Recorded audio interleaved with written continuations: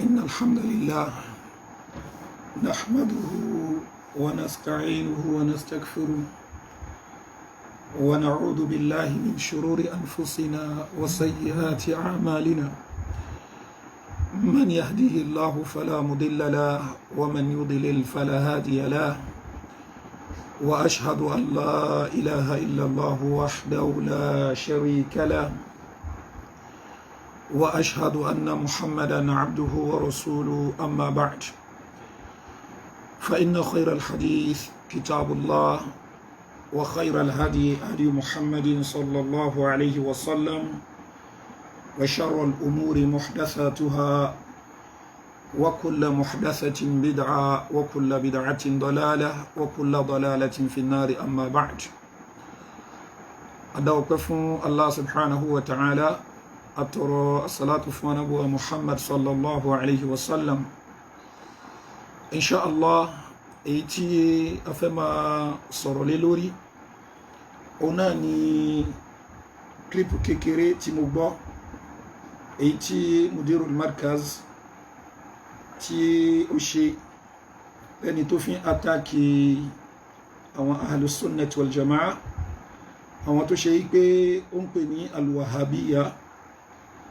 àwọn tó ń pè ní as-salafiyatu al-wahabiyya. Clip yìí afáyí ó so mọ́ ọ̀rọ̀ tí ọmọ ọba Saudi al-Amir Muhammad bin Salman tí ó ṣe àbí interview tí wọ́n ṣe pẹ̀lú ẹ̀. Eléyìí ni tí ẹni igun lé lórí láti lè máa fi sọ̀sọ́kúsọ nípa ad-da'watu salafiyya. Ṣùgbọ́n nǹkan tí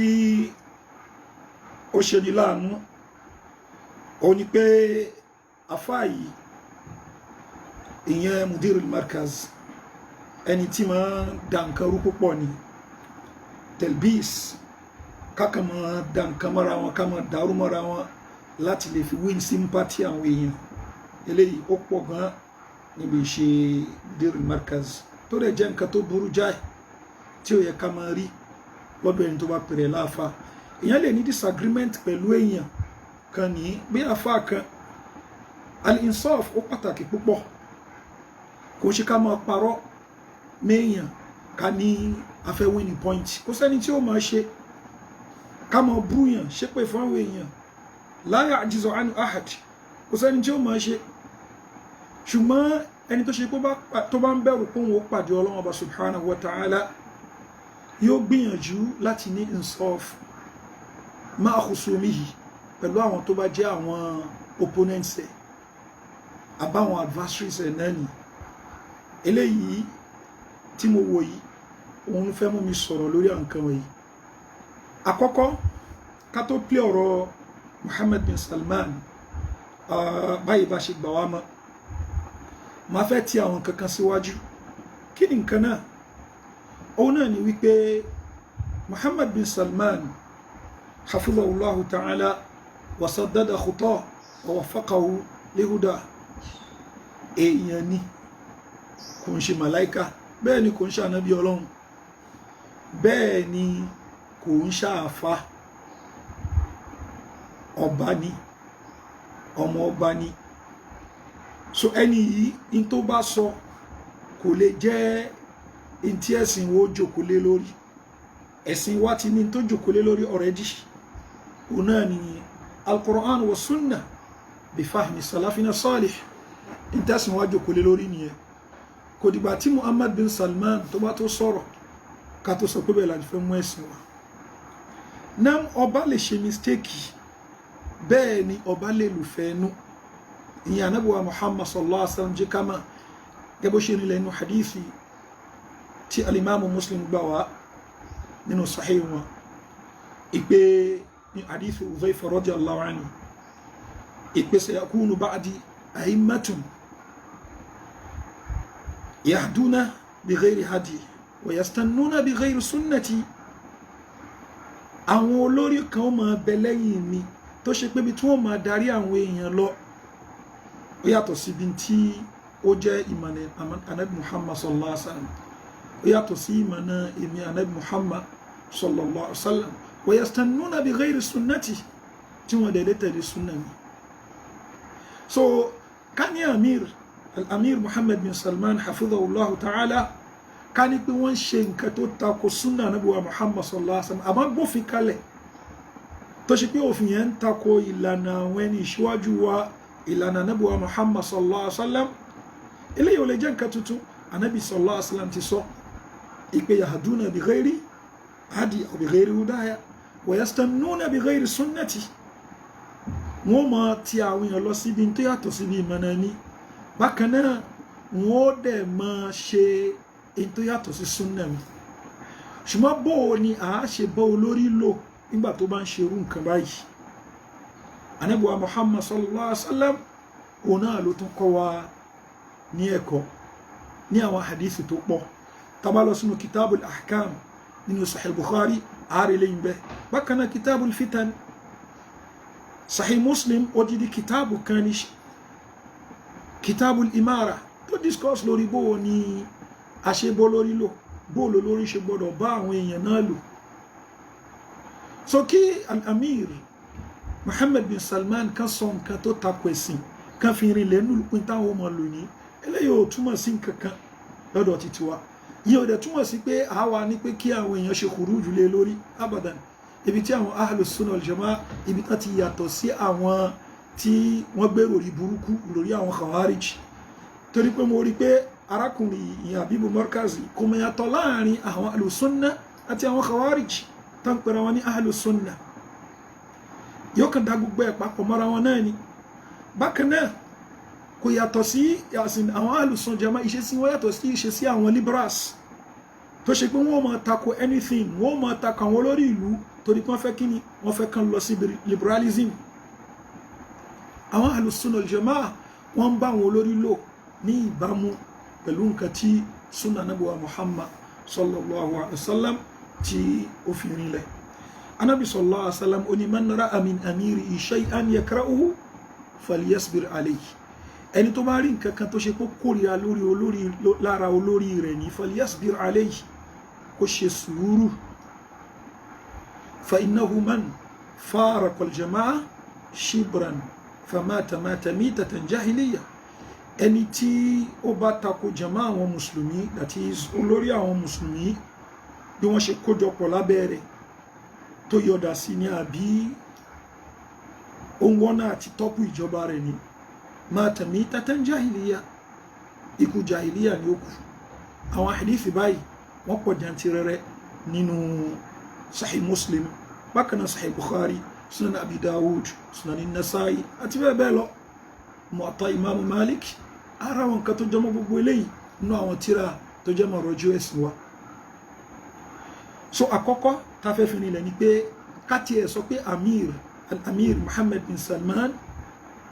ó sọ nǹkan tó tako sunna Ànábì wa Muhammad sallallahu alaihi wasallam pẹ̀lú pé tó fẹ́ máa lò lófin ní Saudi sí o àwọn nǹkan tó ń drift towards nǹkan tó tako ẹ̀sìn ni. Ìyẹn ń ṣe nǹkan tuntun, Ànábì ti predict pé ó ṣẹlẹ̀. Then ẹni tá ń sọ yìí nìyí tó ṣe yí pé ó ń sọ nǹkan àbógbé nǹkan tó ṣe yí pé ó tako sunna Ànábì wa Muhammad sallallahu alaihi wasallam kalẹ̀, bó làwọn ó ṣe bá lò. Ẹ̀sìn ti sọ eléyìí náà. Ànábì wa Muhammad sallallahu alaihi wasallam ó ní man ra'a min amirihi shay'an yakrahu falyasbir alayhi, kó ṣe sùúrù. Bákan náà ó jẹ́ ká mọ̀ ìpẹ́yìn tó bá fi lè rí nìyí olórí rẹ̀ ní ya'ti shay'an min ma'siyatillah, tó ń ṣe nǹkan tó jẹ́ nǹkan ẹ̀ṣẹ̀ ní. Ànábì sallallahu alaihi wasallam falyakrah ma ya'ti min ma'siyatillah, nítorí tó jẹ́ nǹkan ẹ̀ṣẹ̀ tó lórí ẹ̀ ń ṣe kó kórìíra rẹ̀. Wala yanzi'anna yadan min ta'ah, kó wọ́n sọ pé torí yẹn ò gbà lórí mọ́. Ìyàtọ̀ láàrin àwọn ahlus-sunnah àti àwọn khawarij nìyẹn. Ìyàtọ̀ láàrin àwọn ahlus-sunnah àti àwọn liberals nìyẹn. Ahlus-sunnah wal jamaa wọ́n máa ń ṣàdúrà fún lórí. Bákan náà pé kọ́lọ́wọ́n bá kó tún ṣe àwọn ibi tó jẹ́ kúdẹ̀kúdẹ̀ rẹ̀, kọ́lọ́wọ́n bá kó ṣàánú ẹ̀ kó ṣamọ̀nà rẹ̀. Bákan náà tán bá súnmọ́, tán bá ń bẹ́nu àwọn tán súnmọ́, wọ́n lọ bá tí wọ́n ṣàlàyé ọ̀rọ̀ fún ni. Ṣùgbọ́n tí wọ́n bá sínú àwọn tó súnmọ́, kò ṣe pé wọ́n máa àtáàkì ẹ̀ láti jìnnàjìnnà. bí ọ̀pọ̀lọpọ̀ eléyìí tá ń sọ wọ́n ṣe máa ṣe ọkùnrin Agége yìí yóò mú ọ̀rọ̀ àwọn Boko Haram ISIS ni yóò lè máa alùsùnà àwọn alùsùnà ò recognize àwọn Boko Haram ISIS as alùsùnà alùbídàí ni wọ́n ṣe alùsùnà torí pé wọ́n ti khalafa aslan min usuli alùsùnà nípa bó la ṣe ń bá wọn lórí lò so ìyẹn jẹ́ ìtìsíwájú náà ká lọ síbi ọ̀rọ̀ Muhammad bin Salman tí arákùnrin ń parọ́ fáwọn èèyàn ìtọ́kùnrin yìí sọ òun kọ́ ni tí afáàyè sọ ní tiẹ̀ ẹ jẹ́ ká gbọ́ nǹkan tí al-Amir Muhammad bin Salman tó sọ níbi interview tí wọ́n ṣe fún الخاص مع سمو ولي العهد الأمير محمد بن سلمان. سمو الأمير تحدث في مناسبة سابقة عن الاعتدال. ما هو مفهوم الاعتدال في رأي الأمير محمد؟ نعم انتاني يبيري وني بي إيري الأمير وني السورو سواجوني nípa الاعتدال وني انتان بي ní ṣe déédé kíyàn wà balanced kíkọjálà kó mọ́ bẹ́ kí ni tó jẹ́ مفهوم الاعتدال lọ́dọ̀ yín طبعا يعني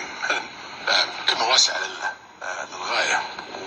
يعني كل فقهاء المسلمين والعلماء من أكثر من 1000 سنة هم يجتهدون بما هو مفهوم الاعتدال فما أعتقد أنه أنا في موقع أقدر أشرح وش مفهوم الاعتدال بقدر ما أنه ألتزم بدستور المملكة السعودية اللي هو القرآن والسنة ونظامها الأساسي للحكم وتطبيق. نعم الأمير وني láti àwọn àfáà wọ́n gbìyànjú láti tipẹ́tipẹ́ ní tán ṣe ijtihad nam ọ̀rọ̀ ìtìdálù ní ó ní nǹkan táwọn tó mọ́lé lórí òun náà ní lórí ọ̀rọ̀ kíní al-Qur'an àti sunna nabuwa Muhammad sallallahu alaihi wasallam ẹ jẹ́ ká dé àárín yẹn o. على أكمل وجه بمفهوم واسع يشمل الجميع. هذا يقودني إلى سؤال ثاني اللي هو مساحة الشريعة في الدولة يعني على مستوى الدستور على مستوى القضاء على مستوى القضاء العام على مستوى حريات الأفراد. مثل ما ذكرت دستورنا هو القرآن كان والآن سوف يستمر للأبد. نعم أني أني إنتون sọ òun ni nípa ọ̀rọ̀ ìtìdáàlì tó ní í ṣe pẹ̀lú ọ̀rọ̀ òfin ni ọ̀rọ̀ àwọn ọlọ́dọọdán ni àti bẹ́ẹ̀ bẹ́ẹ̀ lọ so amíru fún lésì padà yìí pé dòstórù náà tó wá ṣe pé ń pọ̀ ọ̀rọ̀ òfin òun náà ni kíni òun ni al-Qur'an òun ni sunna ila al-abad that is láíláí ìtàwọn ọ̀dọ́ lórí náà ni al-Qur'an àti sunna. ونظام أساسي الحكومة ينص على ذلك بشكل واضح للغاية. so bẹ́ẹ̀ ni constitution ni ó ní ó tọ́ka sí lẹ́yìn ní ọ̀nà tó clear.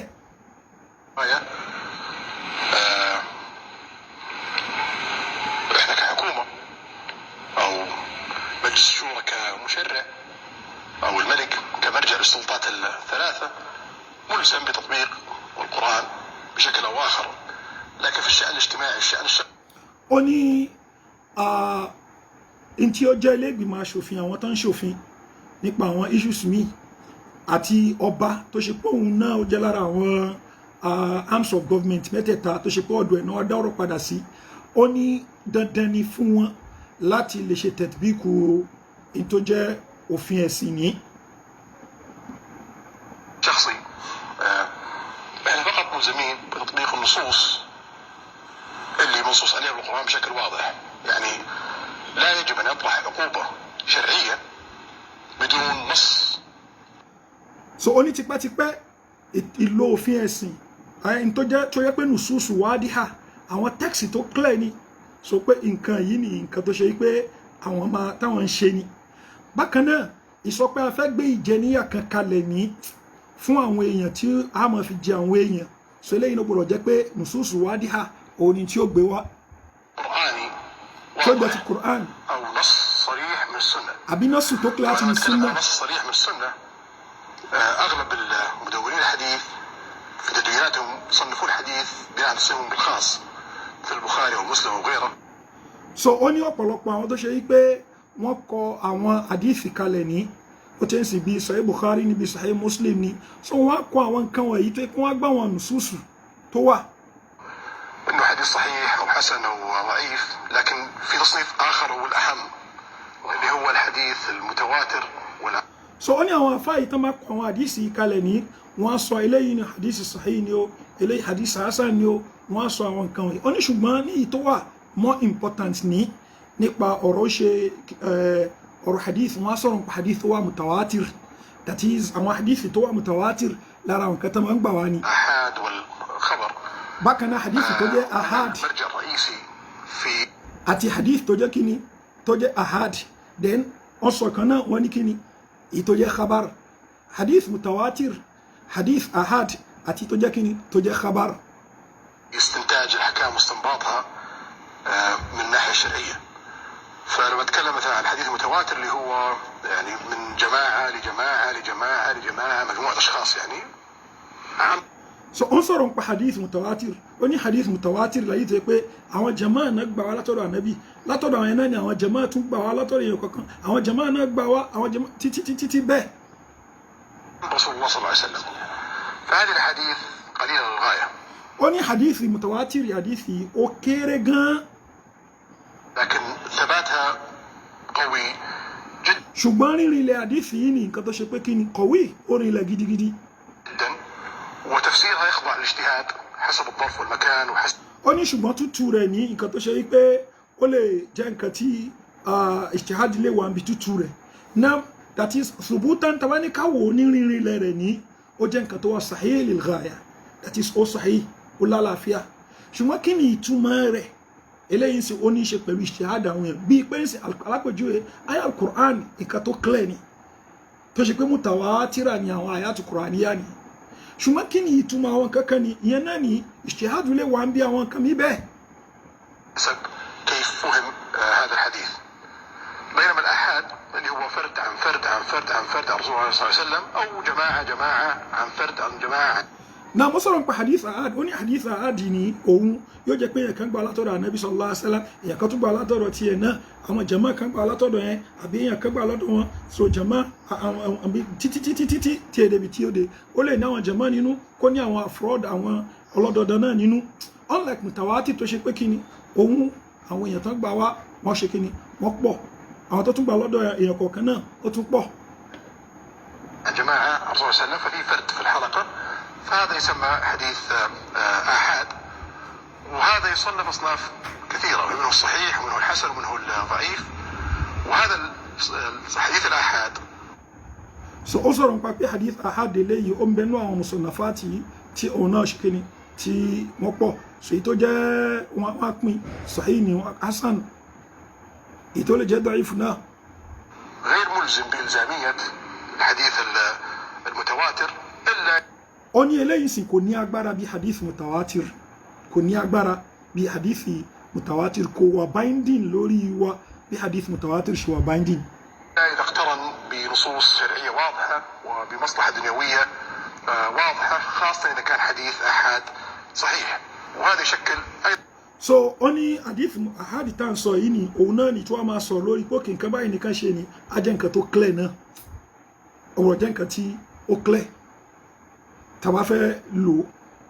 أيضا جزء قليل. eléyìí náà ni ó ní kíni rẹ̀ náà tún kéré, tàbá ní ká wo bó ṣe lọ́tọ̀ àwọn náà tún kéré, ó di méjì. mutawatir ó ní ẹ kéré gan, ahad ni òun náà ṣe kíni ó kéré. بينما الخبر اللي هو عن فرد ما نعرف عن فرد. so ó ní èyí tó jẹ́ khabar tó ń pè ní khabar, ó ní òní tó yẹ pé kíni wá látọ̀dọ̀ fard látọ̀dọ̀ lọ́dọọdán òun ló ti wá. فرد الله صلى الله عليه وسلم أو عن جماعة فرد. so tó wá fi dọ́dọ̀ Ànábì sallallahu alaihi wasallam àbọ̀ látọ̀dọ̀ jama'a kan ní tó lọ́dọ̀ fard ọ̀dọ̀ fard. ما نعرف عن جماعة فرد رسول الله صلى الله عليه وسلم ففي انقطاع هذا الخبر. وفي انقطاع ó ní انقطاع wà ń bẹ, bírèkì wà ń bẹ, that is breaking bẹ láàrin àwọn èèyàn tó ṣe pé wọ́n jọ gbà wá bí abẹ́rẹ́kì kan wà ń bẹ, that is níbi transmission of transmissions yẹn bírèkì wà ń bẹ. يشكل النسبة العظمى من الأحاديث. ó ní eléyìí ọ̀nà ń pè ní khabaru ni then yushakil aljuza yìí tó ṣe pé òun yìí tó mú kíní tó ṣe pé ó fi pọ̀ jù nínú kíní nínú àwọn hadith tó ń bẹ. Nam ta fa ban sọ̀rọ̀ pa khabar ni sin wani al khabar ni definition khabar wọn ló yàtọ̀ sí definition hadithi di àwọn mẹ́rin sọ pé wọ́n túra wọn náà ṣùgbọ́n tó máa lo khabar ni ìyẹn ni ó fẹ̀jú ó lè járọ ànábì sallallahu alaihi wasallam ó lè má járọ ànábì sallallahu alaihi wasallam bí ọ̀rọ̀ tábìlì àbí ọ̀rọ̀ ẹni tó jẹ́ sàábì ànábì wa Muhammad sallallahu alaihi wasallam so a lè gbé gbogbo ẹ̀ sí ipò ọ̀rọ̀ ànábì wa Muhammad sallallahu alaihi wasallam a lè gbé gbogbo ẹ̀ sí ipò ọ̀rọ̀ ànábì sallallahu alaihi wasallam tá bá tún wo nǹkan tí amiru tún wá sọ ní amiru Salman Muhammad bin Salman tá bá tún wo nǹkan tí amiru yìí sọ a rí pé ó fi irin ilẹ̀ ipa pé nkitọ́ ó wà ń bẹ break wà ń bí chain of transmission yẹn nìyí ó lè léyìí wá pọ̀ níbi àwọn tírà hadith eléyìí pọ̀ níbi àwọn tírà hadith ni. هذا بشكل لا يؤخذ فيه لأنه غير ثابت وغير ó ní eléyìí sì لا يؤخذ به لأنه غير ثابت eléyìí sì àní gbà àní lò torí pé kí ni غير ثابت ìkan tí ò ní lẹ́ni. يعني ملزم ولو نرى في سيرة الله عليه وسلم ó ní kò ń ṣe nǹkan tó wà ملزم عندما كتب الحديث في وقتها أمر بحرقها وعدم كتابتها فما بالك إذا أنت ترجع للحديث so ó ní ìpìlẹ̀ nípa Nabi sallallahu alaihi wasallam ní ó ní ká má kọ hadith nípìlẹ̀ ìpè ó ní kan sún nípìlẹ̀ so bó wá ní kó ṣe pé òkè nǹkan tó ṣe pé kò wà sábì dọ́rọ̀ Nabi sallallahu alaihi wasallam tó ṣe pé nǹkan tí àwa sọ pé kí ni a fẹ́ impose lórí àwọn èèyàn. الخبر وتلزم فيها الناس من الناحية الشرعية وقد أيضا تطعن في قدرات الله سبحانه وتعالى في القرآن صالح لكل زمان ومكان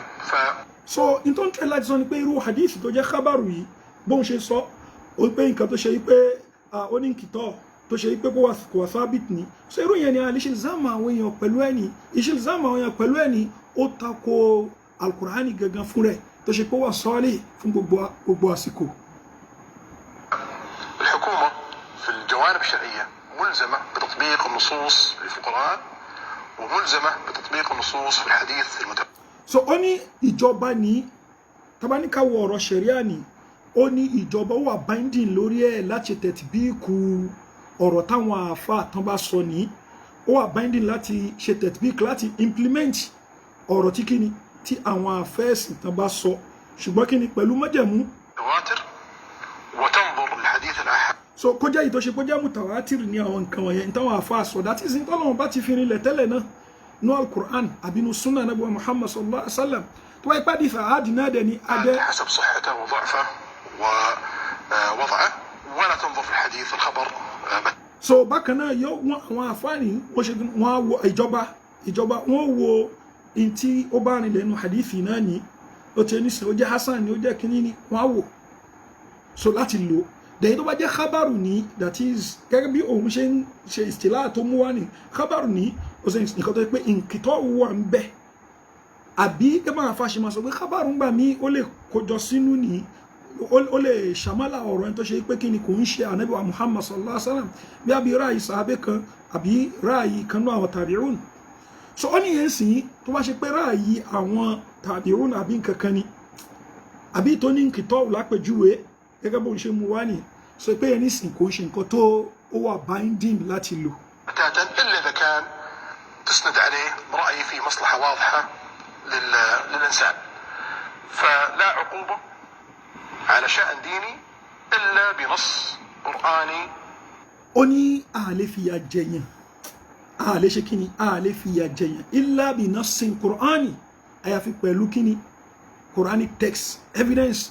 láti inú al-Qur'an tó clear. واضح. tó clear. طبق هذه العقوبة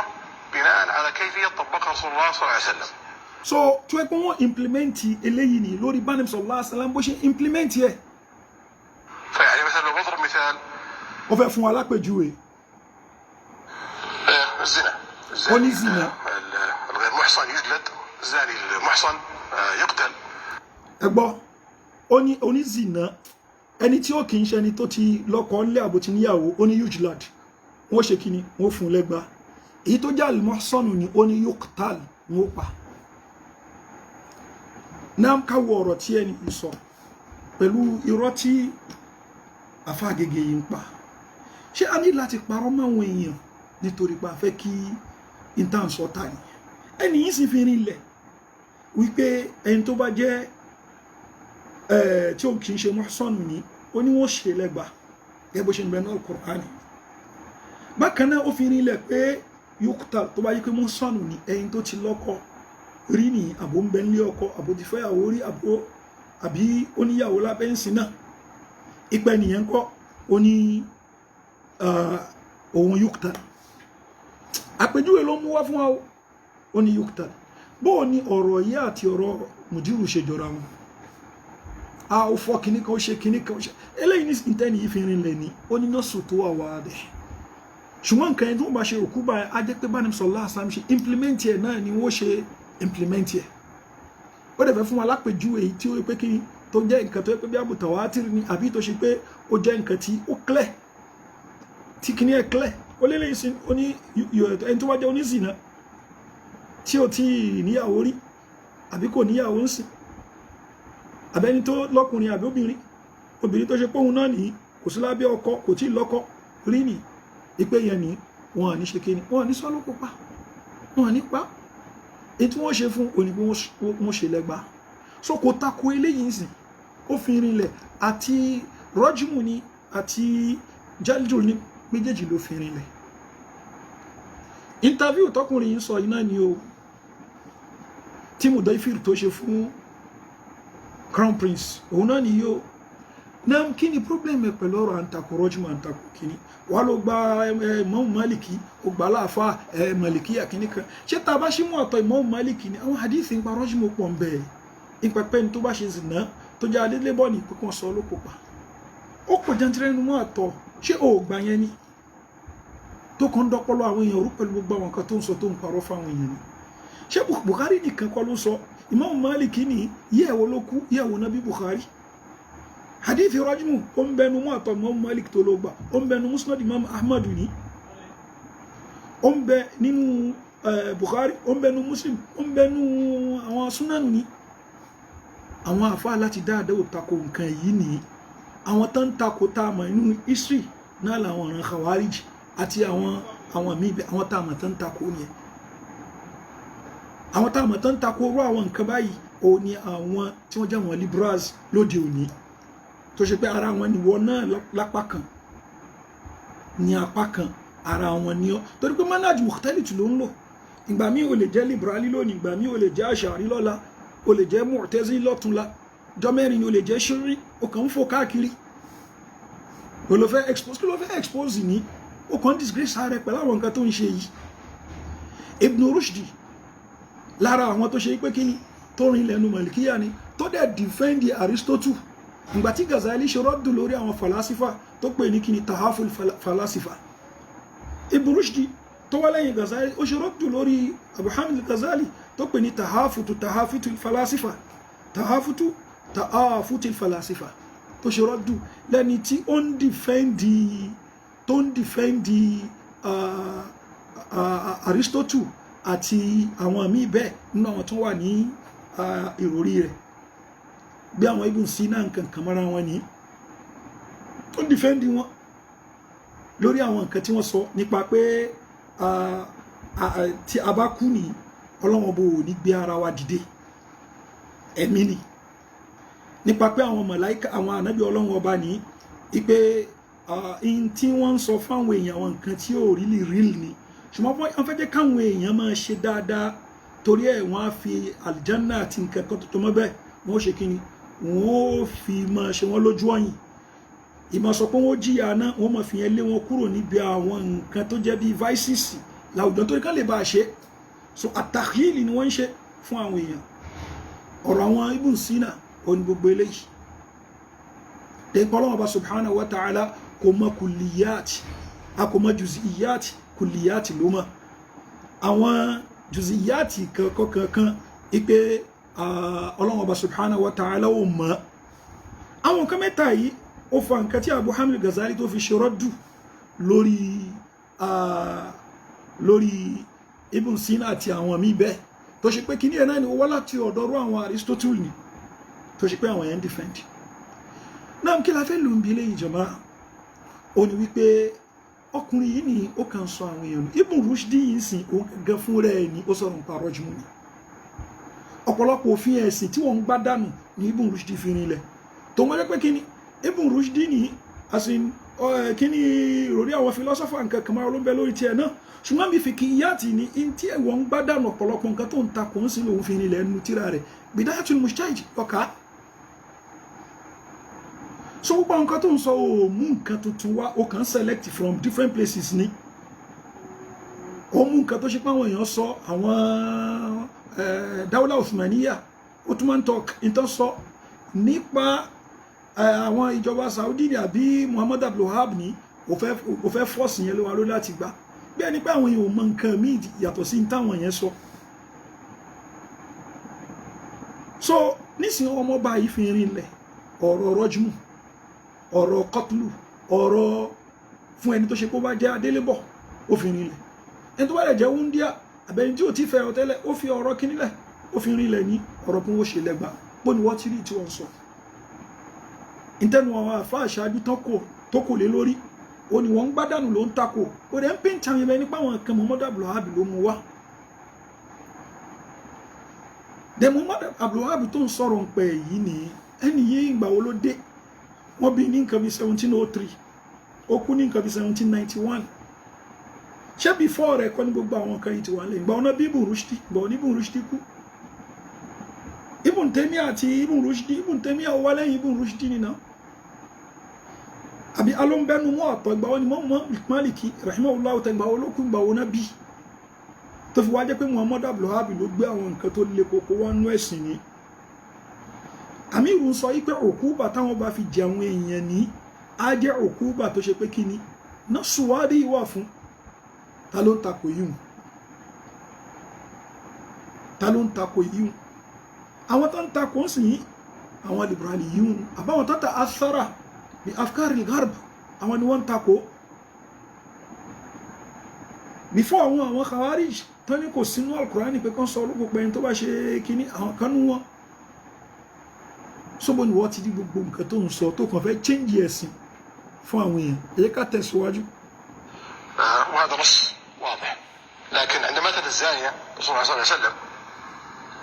وقالت رسول الله أنا زنيت بما معناته الحديث الذي نحفظه نصا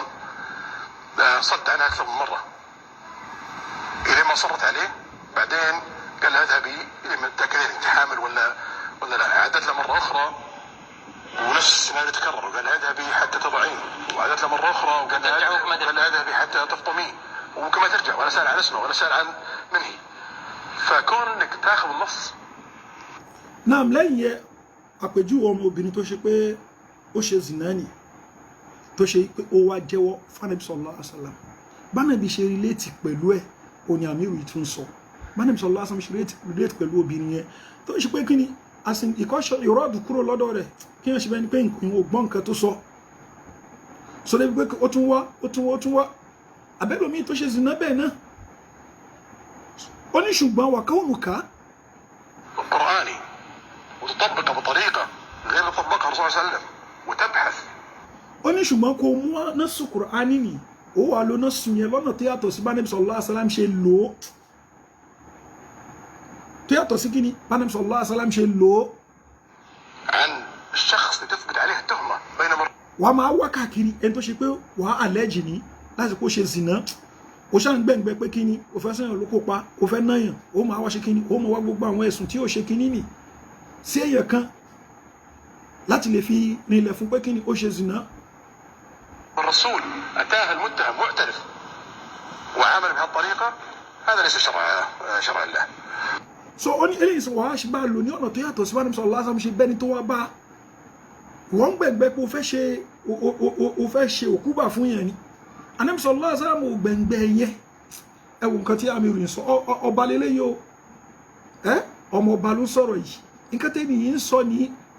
ẹni tó pe rẹ̀ láàfáà yìí gan ògbọ́yé. وانك تجي تطبق نص شرعي تطبق عقوبة بحجة انها عقوبة شرعية ولا يوجد فيها نص للمعاقبة في القرآن او في الحديث المتواتر هذا ايضا يعني تزييف للشريعة. so káwọ bó ṣe sọ ó ní nísìnyí ó fẹ́ fìyà jẹ àwọn èèyàn láìsí kí ni nọ́ọ̀sù tó ṣe pé ó clear láti inú al-Qur'an ni ó fẹ́ máa fi àjà àwọn èèyàn lórí ẹ̀ eléyìí tako ṣẹ̀ríà. الله سبحانه وتعالى عندما أراد أنه نعاقب على جرم شرعي نص عليه، وعندما حرم شيء ووعد بالعقاب في الآخرة لم ينص ويأمرنا كبشر بأن نعاقب عليه، وترك الأمر للفرد بأنه يختار.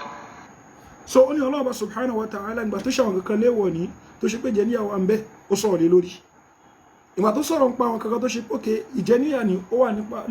ó di alkiyama ni kó sọ̀rọ̀ lórí àwọn nǹkan mí ń bẹ́. So a fi ilẹ̀ bó ṣe ṣe kíní bó ṣe gbé kalẹ̀. وحسابه يوم الدين، وفي الأخير الله غفور رحيم ويغفر كل شيء إلا أن يشرك به. So ní ó mú ọ̀rọ̀ ó ṣe pẹ̀lú ọ̀rọ̀ ṣírkù ó mú wá ìpé inna Allaha la yaghfiru an yushraka bihi ó mú yẹn wá ní láti lè sọ pé kíní gbogbo ẹ̀ṣẹ̀ Ọlọ́run bá lè ṣàforíjì fún tó bá wù tó bá bẹ ní èròǹgbà ìlà ṣàforíjì fún tó bá jẹ́ nǹkan ẹbọ ní Ọlọ́run bó ní ṣàforíjì fún àfitẹ́ni ẹ bá túbá lókù. So in tọ́lọ́run bá subhanahu wa ta'ala tí ó mú ìjẹníyà kalẹ̀ lé lórí ìjẹníyà ìyẹn ni ó tẹ́ nísìn láyé àbálù bẹ́ẹ̀ pẹ̀lú ẹ̀rí tó clear. Ètò wá ṣe pé kò mú ìjẹníyà kalẹ̀ ṣùgbọ́n ó ṣe léèwọ̀ tó ṣe pọ̀rọ̀ ẹni ṣe pẹ̀lú alkiyama àáfíyàn náà lẹ̀ bẹ́ẹ̀ ni torí pé Ọlọ́run bá subhanahu wa ta'ala Ghafurur Rahim ni. So ọ̀rọ̀ Muhammad bin Salman là ń sọ yìí kò sọ pé wọn ní sọ́yàn olóko pàtó bá ṣe zina ìkébíà kò correct ni. Now هذا هو المنهج الصحيح ó ní eléyìí ni ìlànà tó tọ́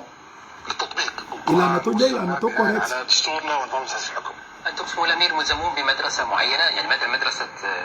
Now ó yanjú yẹn tán ó wá béèrè question mi lọ́wọ́ rẹ̀ ipe ìrẹ Crown Prince ni ṣé ẹ wà mulzamun bi madrasatin muayyana ṣé madrasa kan that is school of thought kan òun ló wà binding lẹ́yìn lórí. الشيخ محمد عبد الوهاب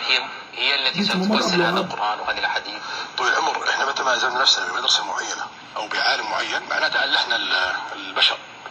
الله سبحانه وتعالى والرسول. ó ní ká bá fi lè sọ pé afọ́sàrà lórí madrasa kan ìtumọ̀ ẹni pé aṣọ ẹni ẹ̀dọ́ lọ́ọ̀ nìyẹn. الرسول صلى الله عليه وسلم لم يضع الله سبحانه وتعالى بينه وبين الناس حجاب. انزل قرآنه والرسول صلى الله عليه وسلم طبقه على الارض والاجتهاد مفتوح. ó ní Allah subhanahu wa ta'ala sọ al-Qur'an kalẹ̀ Ànábì sallallahu alaihi wasallam implement rẹ̀ ni. So ìbábu ìṣtihadi ni ó jẹ́ nǹkan tó ti gẹ́ẹ̀tì ìṣtihadi ó sílẹ̀ ẹ̀kùn ẹ̀ sílẹ̀. الشيخ محمد وهاب لو خرج من قبره ẹgbọ́n àrí dáadáa. ووجدنا نلتزم بنصوصه ونغلق عقولنا للاجتهاد ونولها او نضخمه لاول من عارض هذا الشيء، فلا يوجد مدرسه ثابته ولا يوجد. ó ní tí Sheikh Muhammad Abdul Wahab gan fúnra ẹ̀ bá lè jáde nínú sàárì ẹ̀ ni tó wá rí wípé afọ́sí àwọn èèyàn lórí madhabu ẹ̀ ní afọ́sí àwọn èèyàn lórí madhabi rẹ̀ that is lórí nususu tó ń sọ kalẹ̀ là ń fọ́sí àwọn èèyàn lórí bákan náà à ń fọ́sí àwọn èèyàn lórí àwọn opinion rẹ̀ ní tá a tó pé àwọn amúlẹ̀ làákàyè wà ní àti ó ní Muhammad Abdul Wahab gan ò bá jẹ́ ní àkọ́kọ́ tó ṣe pé yóò kọ́kọ́ takò wá. شخص ثابت القرآن الاجتهاد مستمر فيه، والسنة صلى الله عليه وسلم الاجتهاد مستمر فيها، وكل فتاوى حسب كل زمان ومكان وحسب كل فهم. يعني مثلا لما so ó ní tabawo ipe gbogbo àwọn nǹkan ìṣtihadi ni ó jẹ́ nǹkan tó sílẹ̀ fún àwọn èèyàn nísìn kò bú Muhammadu bin Abdul Wahab kò bú Muhammadu bin Abdul Wahab in tó sọ kò yàtọ̀ sí táwọn àfáà máa ń sọ. Sheikh Muhammad Ibrahim al-Mufti al-Asbaq, Sheikh bin Baz mufti tó tẹ̀lé wọn ni, Abdulaziz Ali Sheikh tó wà ń bẹ́ẹ̀ sí kò sí kan nu wọn tá sọ wípé tí Muhammad Abdul Wahab bá mú níbi aráfìkì yà lẹ́gbọ̀rọ̀ mú kò sí kan nu wọn tó ń sọ. Gbogbo àwọn àbáyìí ni wọ́n sọ wípé rárá in tí òdodo bá fi rinlẹ̀ náà ni in tí wọ́n sọ nìyẹn. So kí ni yàtọ̀ níbi táwọn àbáyìí sọ àti nǹkan tí ọmọ báyìí sọ ni. Sheikh Al-Albani rahimahullahu ta'ala ẹgbẹ́ ṣe ń bẹ́ẹ̀ Silsilatul Huda wan Nur bí ọdún 72 or so àwọn náà gbà tí wọ́n sọ̀rọ̀ nípa ó ṣe wàhábíyà kò ṣe wàhábíyà ni tí àwọn èèyàn ń sọ wípé wàhábíyà bí nǹkan tún ní Sheikh Albani ní tó ń pè wàhábíyà òun mọ̀ tó ń pè wàhábíyà wípé nírèyàn kan lórí ilé ayé nì tá a sọ pé mi wàhábí ni mí àtọ̀ sí pé àwọn èèyàn lẹ̀ mọ́ kó wá lókè ẹ ti lẹ̀ mọ́ mi àbí òkè bí ọ̀rọ̀ pé ń kánà tàbí Ahmadi mutawahiba fa ana al-muqirru bi annani wahabi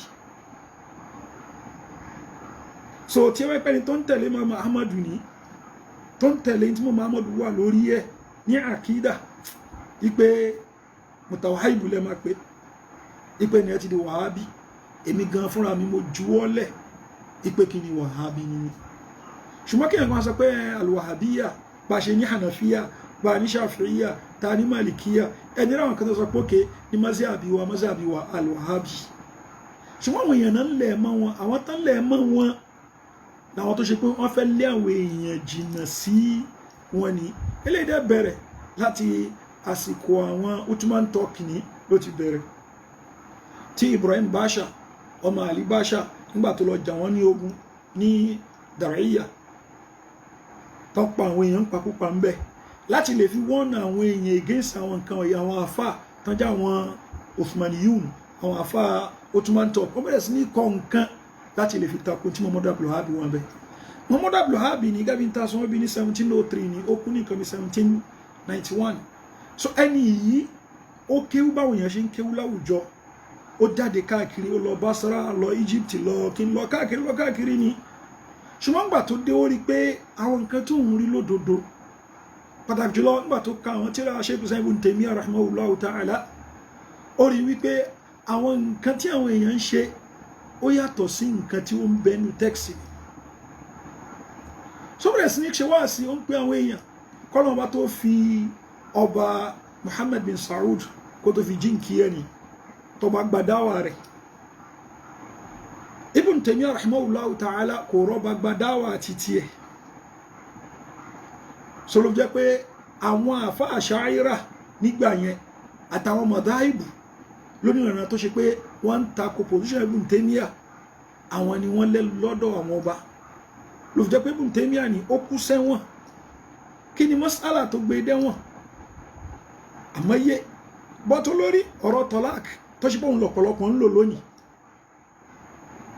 ìgbà pé tí yàn bá fi lè sọ ipé kí ni òun kọ ìyàwó òun lẹ́ẹ̀mẹ́ta ikọ̀ máa kàkan yọ kan ìyẹn ni ó khalafa tí àwọn madhahibu wà lórí ẹ̀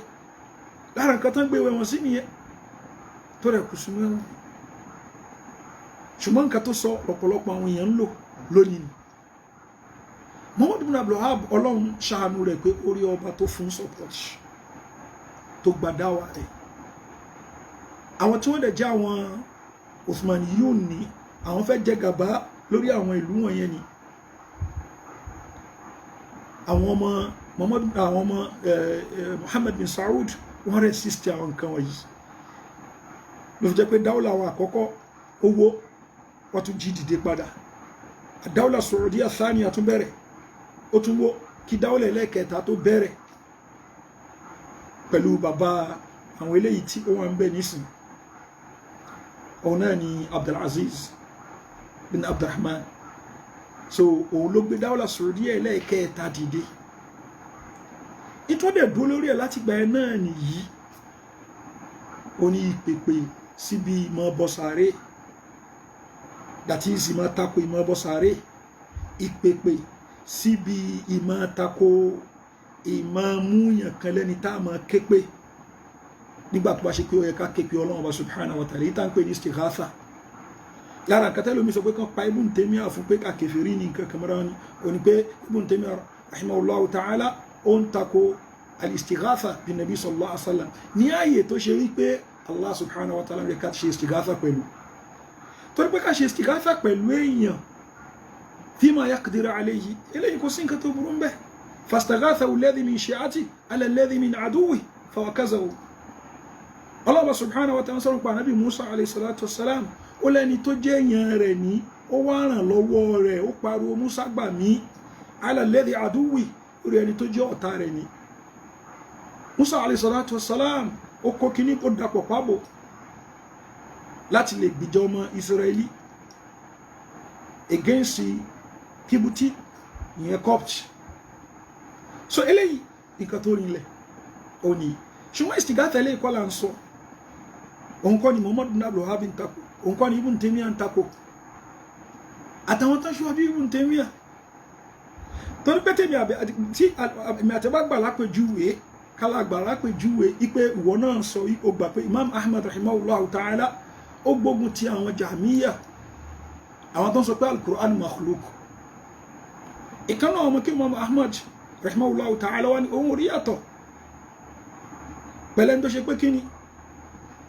ó ń ṣe tó yí ó ń ṣe ta'awudhu kí ó ṣe ta'awudhu pẹ̀lú aya al-Qur'an àbí pẹ̀lú ọ̀rọ̀ Ọlọ́run wa subhanahu wa ta'ala àsìkí yẹn ṣe evidence pa pé Qur'an ní gairu makhluq torí pé èyàn ò lè sọ ṣe ta'awudhu pẹ̀lú makhluq ni fima la yaqdiru alayhi illa Allah ní nǹkan tó ṣe pé kíni Ọlọ́run subhanahu wa ta'ala lè ṣe sẹ́ni wá sọ pé kíni òun ṣe isti'adha bó ń ṣe ta'awudhu pẹ̀lú ayat al-Qur'an àbí bi kalamillah ó túnmọ̀ sí pé kalamillah ghayru makhluq ẹni wọ́n ń ṣe istighatha pẹ̀lú makhluq èyí ẹgbẹ́ rẹ̀ ní so ìkẹ̀kẹ̀ náà ni Imam Ahmad takoru nǹkan báyẹn so definitely ni ìṣe istighatha pẹ̀lú èyàn níbi tó ṣe pé Ọlọ́run subhanahu wa ta'ala ló yẹ ká ti ṣe istighatha pẹ̀lú ẹ̀ eléyìí ṣírkù ni nǹkan tó clear so kí ni fọ́ọ̀tì Muhammad Abdul Wahhab ń bẹ̀yẹn àbí fọ́ọ̀tì Ibn Taymiyyah táfi máa sọ wọn lórúkọ burúkú ìmọ̀ pé nǹkan míì ìmọ̀ pé ẹ̀ntọ́ sí sínú sàárè kó wá ṣe nǹkan fún ẹni tó ti sin tó ti kú ó lòun ni kó wá ṣe nǹkan fún ẹ kó rìn lọ́wọ́ kó mọ́ sùn lọ́rùn àti bẹ́ẹ̀ bẹ́ẹ̀ lọ ẹ̀ tó wá ń takò nǹkan yẹn tó ní ṣírkù ní alòfẹ́ dẹ̀ẹ̀sìn rú kí wọ́n ní tí Ànábì wa Muhammad sallallahu alaihi wasallam kí ló gbógun ti àwọn kèfèrí Mákkà fún Ọlọ́run bá ní walladhina takhadhu min dunihi awliya àwọn tó ṣe pọ́n mú nǹkan mi lẹ́yìn Ọlọ́run wọ́n ní ma na'buduhum illa liqarribuna ila Allahi zulfa ìta nítorí ẹ̀sìn wọn òun náà ni pé kí ni kán lè sọ pẹ́kípẹ́kí mọ́ Ọlọ́run subhanahu wa ta'ala so eléyìí òun ni ọ̀rọ̀ Ọlọ́run subhanahu wa ta'ala so àwọn sọ pé kí ni àwọn fẹ́ kó sún àwọn ọmọ Ọlọ́run bá pẹ́kípẹ́kí ni láàfin ń ké pè wọ́n ẹni tó wá ń ké pè nǹkan tó ń ké pè ṣéwù àbó ń ké pè nǹkan ẹ̀yìn ní kò sí nǹkan tó burú bẹ́ẹ̀ bẹ́ẹ̀ ni Ọlọ́run subhanahu wa ta'ala sọ pé ittakhadhu min duni awliya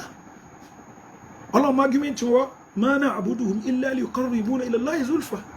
torí pé nígbà tó bá ń pè nǹkan pé kó wá ṣàánú ẹ níbi àyè tó ṣe pé Ọlọ́run ọba ló lè ṣe nítorí ṣe ni ìbádà ló ń ṣe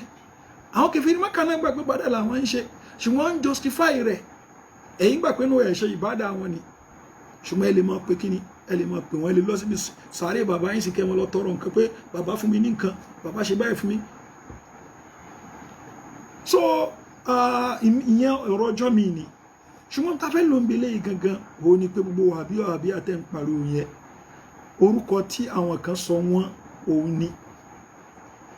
níbi ọ̀rọ̀ fíkíù ó tẹ́ ní àwọn tẹ́ ń pè ní wàhábí yẹn ó ń bẹnu tó ṣe pé òkè mọ́sàbí Imam Ahmad ló ń lò ó dẹ̀ ń bẹnu tó ṣe pé kò restrict rẹ̀ sí mọ́sàbí yẹn ni ìtẹ́rí bá ẹ̀rú tó bá tẹ̀wọ̀n òun ni ó tẹ̀lé irú ẹ̀ ní tí ọmọ bá sọ yìí nítorí wọ́n ń bẹnu mọ́sàbí tí àwọn àfá àwọn tó ń bẹ lórí ẹ̀ èyí tán bá rí kó tako ẹ̀rí ni àbí ọlẹ̀ díẹ̀ ní wọ́n sọ́lẹ̀ wọ́n mú mi àwọn Hanabila wọ́n bẹ ní Sham wọ́n bẹ ní Misro tipẹ́tipẹ́ àwọn tó wá before Muhammad bin Abdul Wahhab wọ́n pọ̀ àwọn tó wá before Muhammad bin Abdul Wahhab wá Al-Futuhi Al-Mardawi àti bẹ́ẹ̀ bẹ́ẹ̀ lọ ni sọ́yìn àwọn ilé ìta Hanabila ni wọ́n wá before Muhammad Abdul Wahhab ṣùgbọ́n níbi ọ̀rọ̀ ó ṣe àkídà ó tẹ́ nísìn Muhammad bin Abdul Wahhab kò mú àkídà Ash'ariyya kò dẹ̀ mú àkídà Maturidiyya àkídà tó mú gangan ni àkídà al-Imam Ahmad bin Hanbal ẹgbẹ́ wọn sọ pé rọ́ọ̀ká padà síbi tíra Imam Ahmad kalọ́wọ́ sèyàn lè jẹ́ Hanbali fikhan bọ̀tọ́ ẹgbẹ́ bí àkídà ní ó ti ń sì kò ń ṣe Hanbali bóyá Maturidi ni bóyá Ash'ari ni kò kí ń ṣe Hanbali tabali Hanbali ta tó sọ Hanbali tó wà lórí tí Imam Ahmad wà gangan Abul Hasan al-Ash'ari ó fi rinlẹ̀ pé òun àǹbálí lòun létàlétà ṣùgbọ́n tá bá wọ àwọn tíra àwọn Hanabila tí wọ́n ṣíwájú òun gangan fúnra ẹ̀ ní nípa ọ̀rọ̀ àkídà ó yàtọ̀ sí nǹkan tí mama Ahmad wà lórí ẹ̀ that is in tó ń kọ tó fi rinlẹ̀ inú tíra rẹ̀ ní pé Al-Ibana ni àwọn kùdẹ̀kùdẹ̀ mi ṣì wà ń bẹ̀ tí ó agree pẹ̀lú nǹkan tí mama Ahmad wà lórí ẹ̀ ni sẹ́wà sọ fáwọn ẹ̀pẹ́ Ash'ari ni wá ṣé Abul Hasan al-Ash'ari gbà wọ́n náà bí nǹkan bí 260 something so ṣé báyìí lẹ̀sìn Islam bẹ̀rẹ̀ ni Ànábì sallallahu alaihi wasallam ó ṣe hijira lẹ́yìn bí ọdún mẹ́wàá lẹ́yìn hijira rẹ̀ ó jáde láyé ìkan bí 251 years ó lé díẹ̀ òun ni wọ́n tẹ́ tó bí Abul Hasan al-Ash'ari bóòlù máa jẹ́ pòun làkídà rẹ̀ láàmà tẹ̀lé àkídà rẹ̀ gbọ́rọ̀ agree pẹ̀lú àkídà àwọn tó ti ṣíwájú wọ́n wọ àkídà Abul Hasan al-Ash'ari wọ́n rí pé àkídà Ibn Kullab ní àkídà rẹ̀ kò ń ṣe àkídà al-Imam Ahmad tó jẹ́ àwọn bí contemporaries kò ń ṣe àkídà al-Imam Malik kò ń ṣe àkídà Sufyan ath-Thawri kò ń ṣe àkídà al-Imam Shafi'i kò ń ṣe àkídà àwọn tabi'un gbogbo àwọn ilé ìnísìn wọn láwọn rúdú tó ṣe fún àwọn jàmíyà ní àsìkò wọn so bó lẹ́ṣe wá dáwà padà síbi àkídà Ash'ariyya ní tẹ́lú ilé ẹ̀ka mọ̀ tẹ̀lé àbí àkídà Abu Mansur al-Maturidi tó ṣe kíni tó náà wá ní about the same time so bó lẹ́ṣe pé àwọn ilé ẹ̀ka tẹ̀lé àṣẹlẹ̀ tẹ̀lé Imam Ahmad tó wá before wọn àṣẹlẹ̀ tẹ̀lé Imam Malik tó wá before àṣẹlẹ̀ tẹ̀lé àwọn sahaba ó wá máa wọn sàábé ńlá sí wọn sọ́sọ́kú sọ ń pa wọn nǹkan tó ṣe pé a lè rí àfi lọ́dọ̀ àwọn kíni àwọn ọ̀tẹ́sìn sọlọ́fà tó jẹ́ pé al-Imam Khatib al-Baghdadi wọ́n sọ nínú tírà wọn al-Kifaya ipé idha addasta rajulan aw idha addasta rajul bil hadith tó bá sọ hadithi fún yàn kan ní faqala da'na min hadha hadithna bil Qur'an fi yẹlẹ̀ sọ al-Qur'an fún wa ó ní fa'lam annahu dallu mudil lọ́mọ pẹ́ ni ẹni ànú ni ẹni tó ń sọ àwọn èèyàn nù ni wọ́n máa mú hadithi ọkàn fọpọ̀ lu ẹmú tó bá wù ẹnu hadithi so ìgbà míì ó lo ọ̀nà liberali ìgbà míì ó lo ọ̀nà àwọn tí wọ́n ń ṣe àwọn Ash'ari ó ní Ash'ari ó tẹ̀ jẹ́ pé àwọn kan tó ń sọ tá à ń gbọ́ ọ̀rọ̀ Ash'ari àgùn ò yí ẹ ó kàn ń tẹ̀sẹ̀ bọ́sẹ̀ ń bẹ̀ ni ó ń tẹ̀sẹ̀ bọ́sẹ̀ níbẹ̀ ni ìgbà míì ni wàá sọ̀rọ̀ bí ìgbà tá sọ pé Muhammad Sharuru ló ń sọ̀rọ̀ àwọn liberali parakutan lè mọ́ tán lẹ́ran ọmọ Islam àbí àwọn bí Nawalu Sa'dawi ọmọbìnrin tó kú láìpẹ́ yìí àbí Adnan Ibrahim àbí Ahmed Mahir àbí Yusuf Islam Buhairi àti bẹ́ẹ̀ bẹ́ẹ̀ lọ nínú àwọn tó ṣe pé wọ́n pátipàti ni so pátipàti kò ń ṣe wọn nìkan ló wà ń bẹ àwọn tó wà ń bẹ pátipàti pọ̀ gan ọ̀rẹ́ ò pamọ́ sáwà ṣùgbọ́n wọn ta pìtì làwọn tó ń jòkó síwájú àtàwọn tó ń gbọ́ tán rò pé ń sọ nǹkan ni so ọ̀rọ̀ Muhammad bin Salman ẹ jẹ́ ká tún gbọ́ díẹ̀ sí. قبل 100 عام يفتي أحد المشايخ الأجلاء فتوى معينة وهو لا يعرف مثلا القضية أنها مدورة أو لا وهو لا يعرف قارات العالم وهو لا يعرف التقنية وإلى آخره فتوى بناء على المعطيات والمعلومات اللي عنده وفهمه القرآن. ó ní before nǹkan bí 100 years àwọn afáwọn míì wọ́n máa ṣe fatwa lórí nǹkan tó clear so ìwọ̀n bá bí tí wọ́n mọ̀ mọ́ ni wọ́n sọ mọ́ so ẹlòmíì wọn ò mọ̀ kébí ilẹ̀ ní ó wà spherical in tó mọ̀ mọ́ ló sọ mọ́ ẹlòmíì nu wọn kò mọ̀ ń pa àwọn technology tí kò tí sí technology mi ń gbà yẹn ní so wọ́n sọ nǹkan tó sọ so pẹ̀lú ìgbìyànjú tí wọ́n náà ṣe báwọn afáàmì náà ṣe ìgbìyànjú tí wọ́n so eléyìí ló fẹ́ jẹ́ kí n sọ̀rọ̀ lórí ibi kankan ní ṣókí ni náà gbogbo yìí tó ń sọ kìíní kan tako sáyẹ́nsì yóò tako kìíní kan kankan wọn náà sáyẹ́nsì wo ló ń sọ ìtààmà òun ni wípé tàbáwò nísìn ilẹ̀ ṣé òun ni center of the universe àbí kò ń ṣe òun ni center of the universe lọ ka tírà sí àbí kò kàwé sí Aristotle báwọn èèyàn ṣe pàtàkì ẹ̀ tó yẹn tẹ́ ẹ kú ó believe pé kíni the earth is the center of the universe all other things ni wọ́n revolve around the ilẹ̀ ni center of the universe tal Aristotle ni astronomer ni scientist ni philosopher ni ṣùgbọ́n tó ń kọ́ nínú sáyẹ́ǹsì tí sáyẹ́ǹsì ti ẹ pépè ló ń gbà tí ẹ ò ní pé earth ò ní center of the universe. So Aristotle kọ̀wé ó kọ physics ó kọ metaphysics. So àwọn tó ní àwọn scientist nígbà yẹn ò ní ó dẹ̀ exist bí nǹkan bí 300 BC or so. Lẹ́yìn ẹ̀ ní àwọn mìíràn tuntun wá Ptolemy èyí tí wọ́n ń pè ní Ptolemaic system àbí Ptolemaic theory in tó fi ń lẹ̀ gbagada ó ní pé ilẹ̀ ní center of the universe. Ó gbà pé kí ni oòrùn àti àwọn other stars ní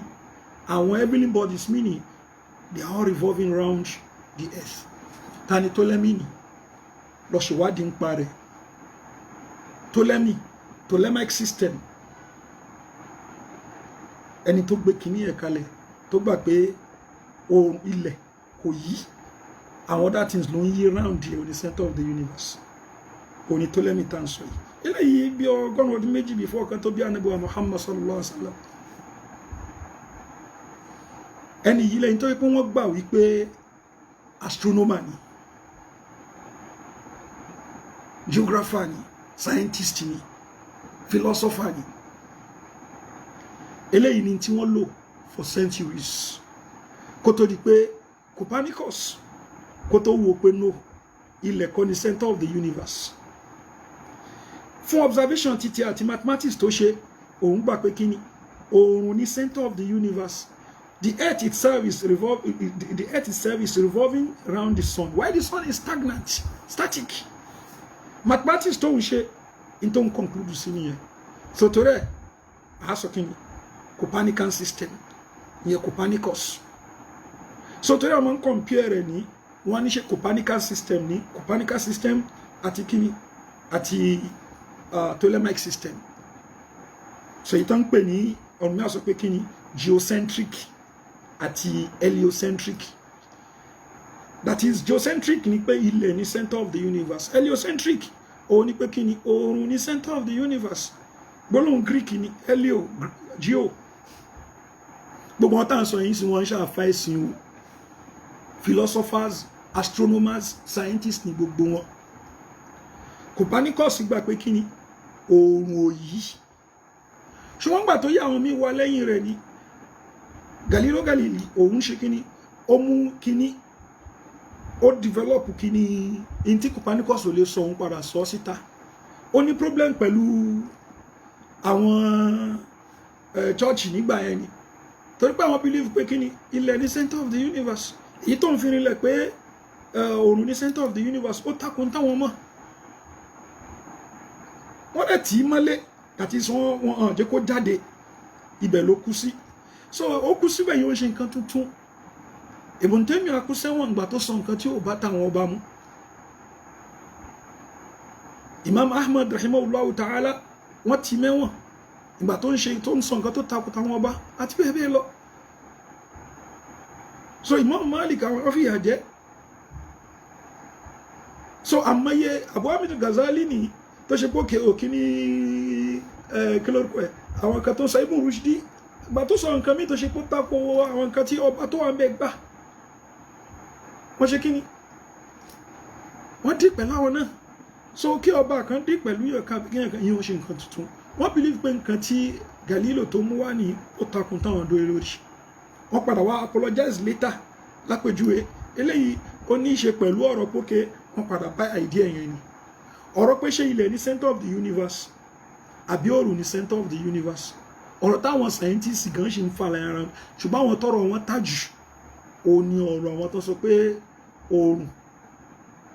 ilẹ̀ ló ń yí ráǹdì àwọn ọ̀rọ̀ wọn tí àwọn ẹ ló tájù. Kò túmọ̀ sí pé àwọn tó ṣì níbi ìjọba believe àwọn scientists làwọn tó sọ tẹ́lẹ̀ tẹ́lẹ̀ àwọn astronomers làwọn tó sọ tẹ́lẹ̀ tẹ́lẹ̀. Ṣé àwọn sọ pé torí pé àwọn yẹn ní sí wọ́n sọ nǹkan àwọn míì wá sọ nǹkan ní sí wọ́n ṣe astronomers mọ́ astronomers náà sì ni wọ́n. Ṣùgbọ́n àwọn míì ti tún rí nǹkan míì bá mi yàtọ̀ sọ́nà báwọn kan ṣe rí tẹ́lẹ̀ tẹ́lẹ̀. So àmọ́yá àwọn nǹkan tó ṣe pé òkè Isaac Newton àtàwọn míì tán sọ tó ṣe pé àwọn míì padà rí later. Einstein àwọn nǹkan míì tó discover àwọn míì rí bákan lọ́nà míì nísìn. Stephen Hawking nǹkan míì tó sọ àwọn míì bẹ̀rẹ̀ sí takò òun náà. Stephen Hawking sìngbà tó máa dá sí ọ̀rọ̀ pé kìíní kan center of the universe kò ṣe center of the universe ni nínú ìwé rẹ̀ ní A Brief History of Time ó sọ síbẹ̀ ní ó ní àwọn nǹkan tó wà ní òkè tó wà ní space yẹn ní ìkọ̀ọ̀kan nínú wọn ló qualify láti jẹ́ kíni láti jẹ́ center ìkọ̀ọ̀kan nínú àwọn nǹkan yìí ló qualify láti jẹ́ center ni so ló sọ pé ó ní in an infinite universe every point can be regarded as a center because every point has an infinite number of stars on each side of it. The correct approach, it was realized only much later, is to consider the finite situation in which the stars all fall in on each other, and then to ask how things change if one has more stars roughly uniformly distributed. Débi ìparí ọ̀rọ̀ tó sọ nínú ìwé rẹ̀ ní A Brief History of Time. So ó tún mú mi wá ń sìn pa pé èyí tí kíní gangan fi rinlẹ̀ tí Copernicus fi rẹ̀ tí Galileo support ipa pé gbogbo àwọn nǹkan tó wà lókè yẹn náà ló qualify láti jẹ́ kíní center of the universe or ká sọ pé òun ni center ni torí gbogbo ẹ̀ lọ́dọ̀ àwọn ọmọ yìí sọ gbogbo ẹ̀ ló ń revolve ni gbogbo ẹ̀ ló ń rotate. So ọ̀rọ̀ pé ẹ fẹ́ mọ̀rọ̀ èèyàn kan níṣẹ́ fẹ́ làbọ̀ àwọn tẹ́ ń pè scientists yìí sí àwọn náà ń takora wọn tó pọ̀ eléyìí máa sọ̀rọ̀ nísìnyí á ní tí ìsọ just mere hypothesis ni inshallah àsìkò ṣì máa wá láti ṣe rọ́dù fún àwọn nǹkan wọ̀nyí sáyẹ́nsì tí wọ́n gbèrú yẹn ni ó tẹ́ nísìnyí kò lé tó bá yẹn àwọn yẹn náà ń criticize ara wọn gan seriously lórí àwọn nǹkan yìí so gẹ́bí tí ọmọọba yìí sọ ní ó ní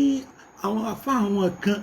látara bí technology wọ́n máa ṣe fatuwa kan yíò ṣe nǹkan tuntun tó lẹ́mì ó ti sọ̀rọ̀ tó ipò ń gbàdànù sìn astronomer ni scientist ni Aristotle ó sọ̀rọ̀ tó ń gbàdànù nísìn Plato ó sọ̀rọ̀ ó gbàdànù scientist gbogbo wọn tá ń sọ yìí